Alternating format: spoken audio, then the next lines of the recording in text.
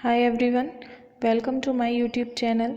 आज हम बात करने वाले हैं कि रेलवे एनटीपीसी परीक्षा 2021 में आरआरबी एनटीपीसी सीबीटी 1 का एक्सपेक्टेड कट ऑफ कितना जा सकता है।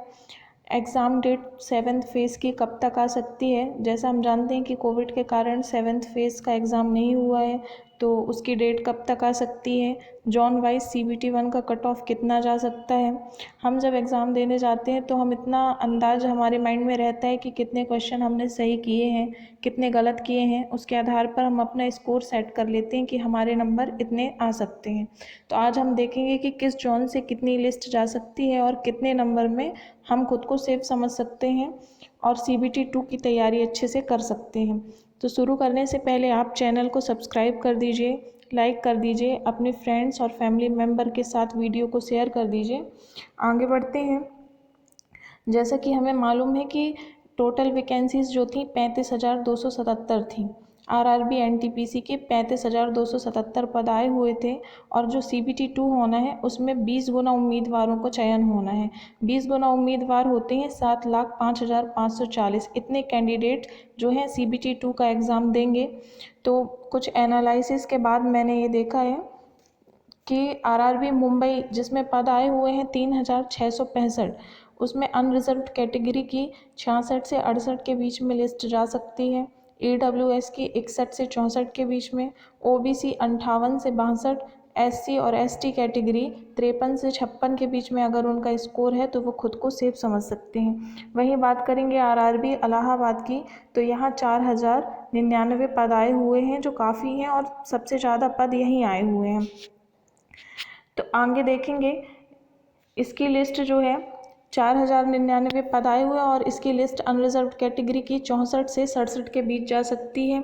ओबीसी की 61 से 63 के बीच, एससी एसटी जो है वो 49 से 54 के बीच खुद को सेफ समझ सकते हैं। वहीं ईडब्ल्यूएस 62 से 64 के बीच में इसकी लिस्ट जा सकती है। आगे देखते हैं आरआरबी अजमेर में 1,773 पद आए हुए थे।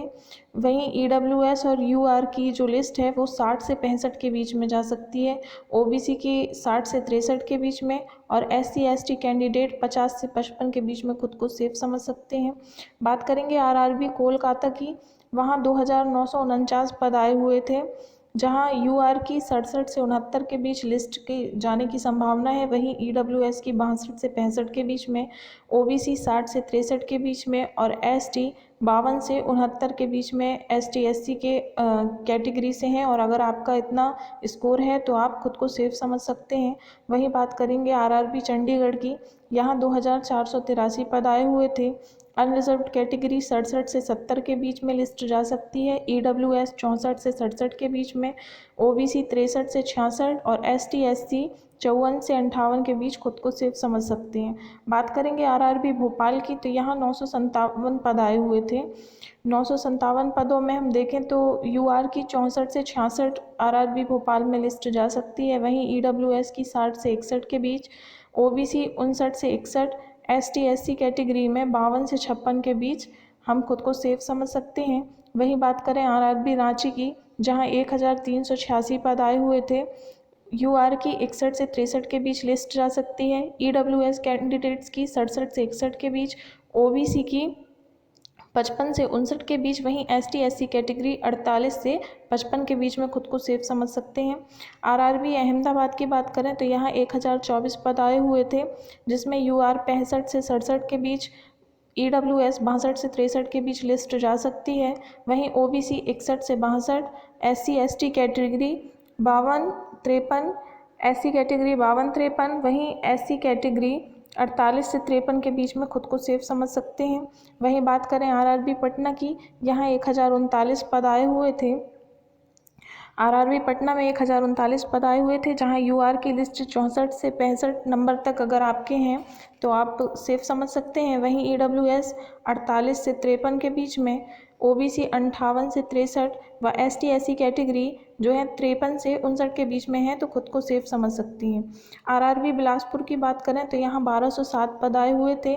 यूआर 62 से 64 तक लिस्ट जा सकती है। ईडब्ल्यूएस की 58 प्लस ही रहेगी, ओबीसी 55 प्लस और एसटी एससी कैटेगरी 48 से 51 तक हैं और इतना स्कोर अगर आपका है तो आप खुद को सेफ समझ सकते हैं। वहीं बात करें आरआरबी गुवाहाटी की, यहाँ 851 पद आए हुए थे, जिसमें यूआर कैटेगरी 62 से 64 के बीच में और ईडब्ल्यूएस की 58 से 61 के बीच में लिस्ट जाने की संभावना है। एसटी एससी कैटेगरी 49 से 55 तक और ओबीसी 57 से 60 तक इनकी लिस्ट जा सकती है। वहीं बात करें आरआरबी चेन्नई की, यहाँ 2694 पद आए हुए थे और यूआर की जो लिस्ट है वो 58 से 65 तक जा सकती है। अगर आप लोगों के मन में ये क्वेश्चन आए कि मतलब मैं इतने स्कोर इतना बढ़ाकर क्यों बता रही हूँ, तो देखिए, कोविड हो या कोई भी बीमारी हो, अगर जिसने अपना माइंड सेट कर लिया है कि मुझे एग्ज़ाम निकालने ही है, वो व्यक्ति किसी भी कंडीशन में पढ़ाई करता है और काफ़ी लोग बैठ के अपने घरों में अभी पढ़ ही रहे होंगे, तो लिस्ट हाई जाने के बिल्कुल चांसेस हैं। तो बात करेंगे आरआरबी चेन्नई की, तो यूआर 65 से 65 तक अगर आपके स्कोर है तो आप अपने आप को सेफ समझ सकते हैं। वहीं बात करें ओबीसी कैटेगरी की, तो अगर 58 से 61 के बीच आपका स्कोर है, ईडब्ल्यूएस 60 से 62 के बीच और एसटी एससी कैटेगरी 54 से 58 के बीच अगर आपका स्कोर है तो आप खुद को सेफ समझ सकते हैं। वहीं बात करें आरआरबी सिकंदराबाद की, यहाँ पर 3234 पद आए हुए थे, यूआर में 63 से 65 तक लिस्ट जा सकती है। वहीं ईडब्ल्यूएस 58 से 62 तक, एसटी एससी कैटेगरी 51 से 54 तक अगर उनका स्कोर है तो खुद को सेफ समझ सकते हैं। वहीं ओबीसी 56 से 59 तक उनकी लिस्ट जाने की संभावना है। वहीं आरआरबी बेंगलोर की बात करें तो यहाँ 2470 पद थे, जिसमें यूआर की लिस्ट 61 से 64 तक जा सकती है। वहीं ईडब्ल्यूएस की 59 से 62 तक जा सकती है। एसटी एससी 48 से 53 के बीच में खुद को सेफ समझ सकते हैं। वहीं ओबीसी की 60 तक लिस्ट जाने की संभावना है। बात करें आरआरबी जम्मू की, यहाँ 898 पद हैं, यूआर कैटेगरी में 63 से 65 के बीच आप खुद को सेफ समझ सकते हैं। ईडब्ल्यूएस 67 से 60 के बीच खुद को सेफ समझ सकते हैं। वहीं एसटी एससी कैटेगरी जो है 50 से 57 के बीच आपके नंबर हैं तो आप खुद को सेफ समझ सकते हैं। वहीं ओबीसी 59 से 61 तक लिस्ट जाने की संभावना है। बात करें आरआरबी मालदा की, यहाँ 1043 पद आए हुए थे, यूआर की लिस्ट यहाँ भी वही 64 तक जा सकती है। ईडब्ल्यूएस की 62 से 63 नंबर हैं आपके, तो आप सेफ समझ सकते हैं। वहीं बात करें ओबीसी की तो 58 प्लस ही लिस्ट जाएगी। एसटी एससी कैटेगरी 52 से 56 के बीच में है तो वो खुद को सेफ समझ सकते हैं।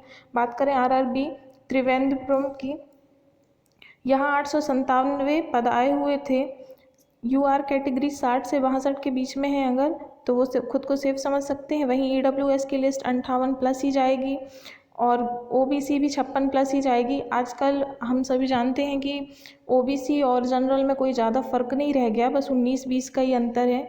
वहीं एसटी एससी कैटेगरी 50-52 प्लस है तो वो अपने आप को सेफ समझ सकते हैं। वहीं बात करें आरआरबी भुवनेश्वर की, जहाँ 498 पद आए हुए हैं, यहाँ जनरल की लिस्ट 63 से 66 के बीच में जा सकती है। ओबीसी की लिस्ट जो है 58 प्लस जाएगी। वहीं बात करें ईडब्ल्यूएस कैटेगरी की, तो ये 61 से 62 तक जा सकती है। एसटी एससी 53 या 55 तक खुद को सेफ समझ सकते हैं। वहीं बात करें आरआरबी सिलीगुड़ी की, यहाँ 443 पद आए हुए हैं, आरआरबी सिलीगुड़ी में 443 पद आए हुए हैं, जहां यूआर 61-62 नंबर तक अगर आपके हैं तो आप खुद को सेफ समझ सकते हैं। वहीं एसटी एससी कैटेगरी 50 से 52 तक खुद को सेफ समझ सकते हैं। ईडब्ल्यूएस 57 से 61 के बीच में खुद को सेफ समझ सकते हैं। वहीं आरआरबी मुजफ्फरपुर और गोरखपुर की बात करें तो आरआरबी मुजफ्फरपुर में 329 पद थे और आरआरबी गोरखपुर में 1298 पद आए हुए थे। जो इन दोनों की बात करें तो ओबीसी और एसटी एससी कैटेगरी में ओबीसी 55 से 59 के बीच में इन दोनों जगह सेफ समझ सकते हैं खुद को। एसटी एससी कैटेगरी 50 से 59 तक अगर आपके नंबर हैं तो आप सेफ समझ सकते हैं। वही बात करें जनरल की, तो इनकी लिस्ट 60 से 66 तक जा सकती है और ईडब्ल्यूएस की लिस्ट 60 से 62 तक जा सकती है। तो इसी प्रकार से ये संभावित जो है मैंने एनालाइज करके बनाया हुआ है वीडियो।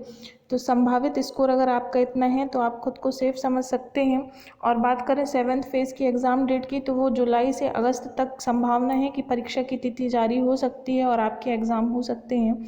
अगर आपको वीडियो पसंद आया हो और अगर आपको मेरी मेहनत में थोड़ा सा भी अगर आपको मेरी मेहनत पसंद आई हो तो चैनल को सब्सक्राइब ज़रूर कीजिएगा, वीडियो को लाइक कीजिएगा, शेयर कीजिएगा और कोई भी अगर आपके कोई डाउट हो तो ज़रूर कमेंट कीजिएगा। वीडियो में आने के लिए धन्यवाद।